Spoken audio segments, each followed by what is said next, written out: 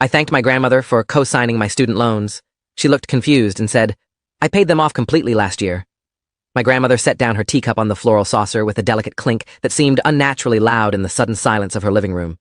I was sitting across from her in the wingback chair I'd sat in every Sunday afternoon since I was 6 years old, the same chair where she'd taught me to play chess and where I'd told her about my college acceptance. The late afternoon sun was streaming through her lace curtains, creating patterns on the hardwood floor, and everything felt normal until those 8 words came out of her mouth and the entire world tilted sideways.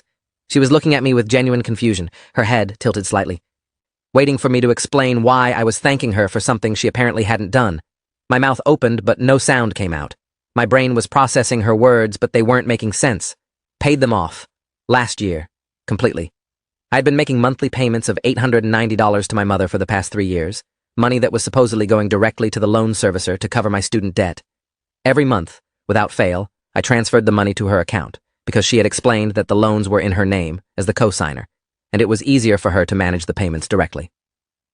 I had graduated from State University 4 years ago with a degree in engineering and $94,000 in student loan debt. My grandmother had co-signed the loans because my parents' credit wasn't good enough to qualify on their own, and she had done it without hesitation because she believed in education and she believed in me. She had sat at this same dining room table and signed the paperwork, telling me not to worry, that we'd figure it out together, that investing in my future was the most important thing she could do with her money. I had promised her I would pay every cent back, that I would make her proud, that I would never let her down. After graduation, I got a good job at an engineering firm in the city, and I'd been making those $890 payments religiously for 3 years.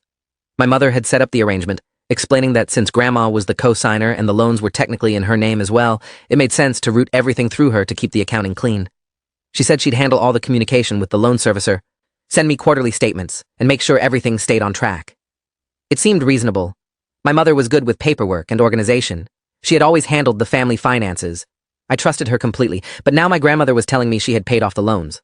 Last year. Completely. Which meant the $890 I had transferred to my mother's account 3 weeks ago wasn't a loan payment. Neither was the $890 from the month before that, or the month before that. I did the math in my head, while my grandmother watched me with growing concern. If she had paid them off last year, that meant approximately 12 months of payments. 12 months times $890. That was $10,680. That was $10,680 that had gone somewhere other than to my student loans. My hands started shaking and I gripped the armrests of the chair to steady myself. "Grandma?" I said slowly, trying to keep my voice even. "Can you explain what you mean? You paid off all $94,000? She nodded, reaching for a folder on the side table next to her chair. "I wrote the check last March," she said, pulling out a document.